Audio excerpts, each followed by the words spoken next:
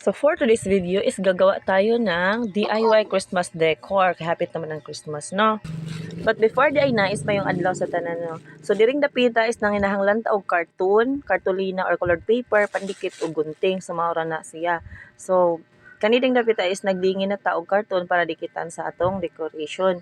Naglingin na sad ko og mga colored papers. So dapat nindot jud na si unta og usa ra na ka color, pero mixed manggod nga colored paper ang akong napalit. So no, ginanlain na lang na akong color og nagdugang sa ko og red na colored paper dira kay para magkasya sidya sa bilog inigdikit. So ang akong gibuhat dira is ako nang aglingin nga colored paper, ako ra nang gipijupos. Okay ba sa pijupos murag puso, and then pagkahuman ingana so mura na sidya og talinis din ato nang idikit dira. Niya ang akong gibuhat is ako lang gilaktaw-laktaw ang mga colors para nice po jakitaon, o di ba mura na jud siya pinuuray nga pang wall Christmas decor. So mas nice jud unta ni siya guys, ug naa jud ta ni ikog. So man jud lain akong mapili na colored paper.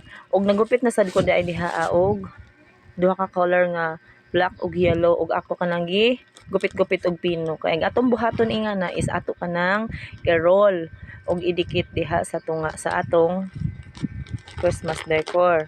So well dira naghuna-huna jud ko, mas nice jud sila na ay ikog unya kay bisan pag unsaon og pangita wa na jud laing color nga bisan na laman og green or red ba nga pwede siya ika-ikog. Mas nice jud siya kitaon unta. Ang problema wala na jud, wala pud mi mapalit diri kay di ami sa bukid guys. So gilingin ra na nako unja giroll ra pud na nako. So dali ra kaadyo na guys, o di ba dali ra kaadyo. So nahuman na si og roll nga na nagkalabasan. Nice jud unta pud na si og baga-baga pud ang color paper nga yellow, pero wa na lagi tayo laing colored paper, so mauna lang na si. And after ingana is ato nang idikit sa tunga diha. O dali ra kaayo di ba? So kamo dira unta na pud mo na antiguhan makasunod mo kay para madyo na lang mo. Di ba nice jud sa kitaon?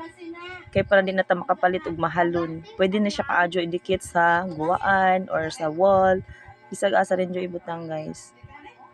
Inahaot nga namoy na antiguhan sa atong video karon para more Christmas decor pa nga akong pagabuhaton. Thank you for watching guys.